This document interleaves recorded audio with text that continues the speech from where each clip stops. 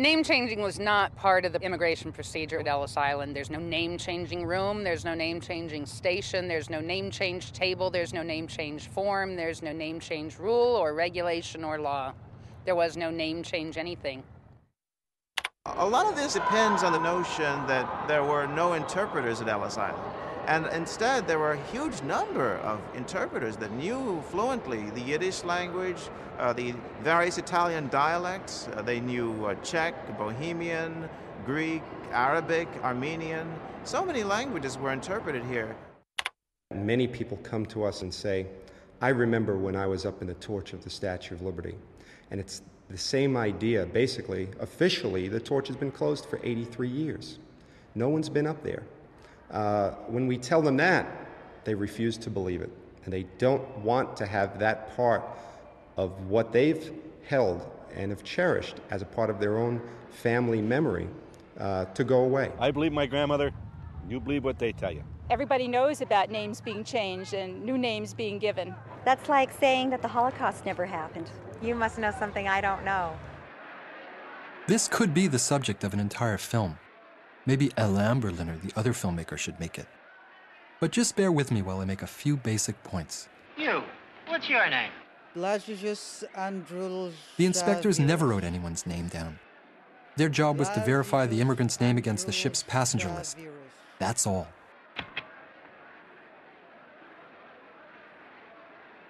Next. It's quite possible that names were misspelled by the steamship company when people bought their tickets before they arrived on Ellis Island. Next. But the truth is, most immigrants' names were changed after they left Ellis Island.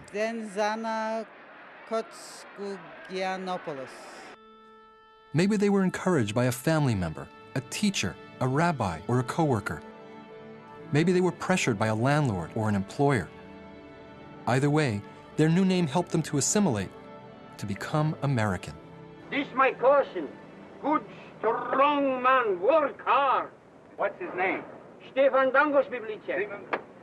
How do you spell that? D-A-N-G-O-S-B.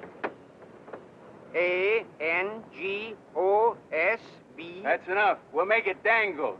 Steve Dangos. Here, take this down and give it to the foreman. Thank you. Steve Dangos. How you like this country, huh? So quick, a new name, a new job. Message to all the other Alan Berliners.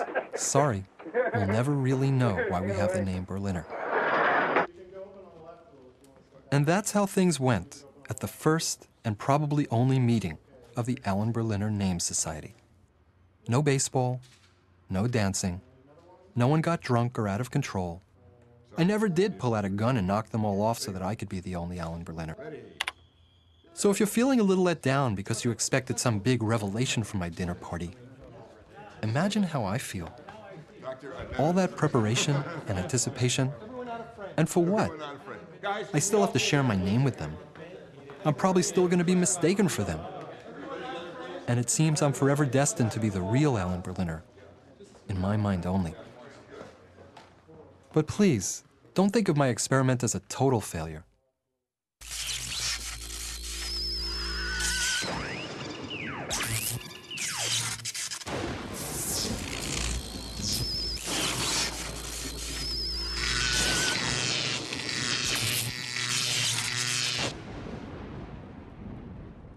I've been trapped inside a debate that's been going on since Plato.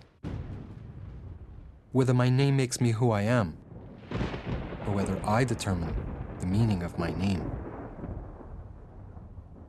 Alan Berliner, the opening line to the story of my life.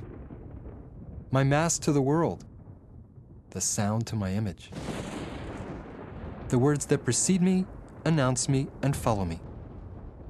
Something I have to earn and keep every day. Who knows if my life would be any different if I had another name?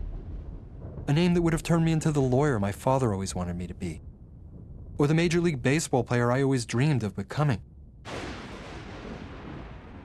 The simple label assigned to me the day I was born has now worked its way deep inside my bones. In moments of strength, it's my source of power. In moments of self-doubt, its power is what gets tested.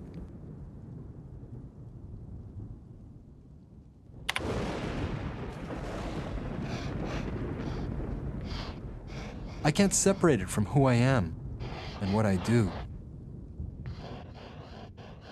And one day, it'll be impossible to separate it from who I was and what I did.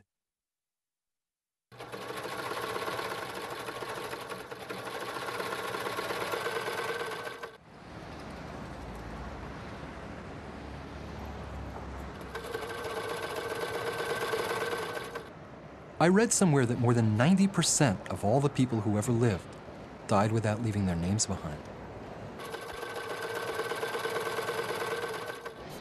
That would make anonymous the most common name in all of human history.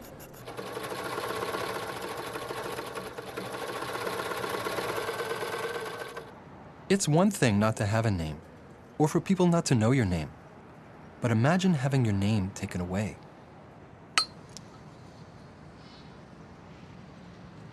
When I visited the New England Holocaust Memorial, I found 6 million numbers. I don't know the names of any relatives who died in the Holocaust. No one in my family does. But I did find the name Berliner at an all-night vigil called The Reading of the Names. Felix Berliner, Friedrich Israel Berliner, Golda Berliner, Ida Berliner, Isaac Berliner, Bela Handel Carl Fischler, Israel Berliner, Chaim Fischler, Leah Elias Berliner, Fischler, Louise Lucy Berliner, Judith Dries, Maria Lucas Ifluftik Dries, Berliner, Charlotte Rebecca Fixler, Dries, Clara Samuel Fixler, Dries, David Figler Klug, Fixler, Nathan Israel Dries, Fixler, Fanny Frozmovic, Suzanne Leah Frozmovic, Laser, Abraham Mariska, Feigenblum, Esther Feigenblum, Michael Flack, Helena Feigenblum, Lazar Feigenblum. One of the legacies of the Holocaust, in the United States at least, is that no one will ever be able to legally change their name to a number. Lucy Klug. In the language of memory, a name is the one thing everyone understands. This will be the final resting place for my name, the Mount Judas Cemetery in Brooklyn, New York. Somehow my poor immigrant grandparents managed to get this family plot, the only real estate they ever owned.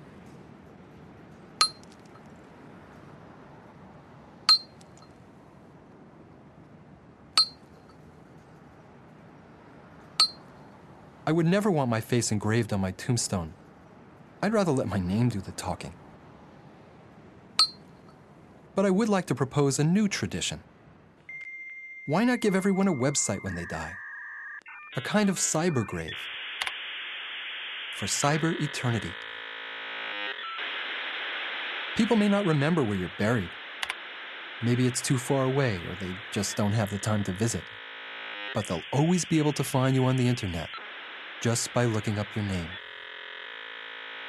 I do have one problem with all this, though. If anyone tries to look for me, they're bound to find Alan Berliner, Alan Berliner, Alan Berliner, Alan Berliner, Alan Berliner, Alan Berliner. It's just 2 words, 5 syllables, 12 letters. A simple rhythm.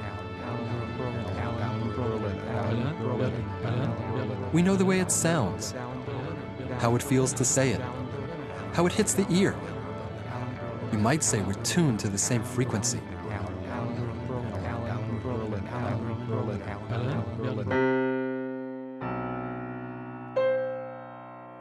So I can't keep resenting them for loving my name as much as I do. But I also can't stop thinking of them as the competition. The good news is, I got the website before they did.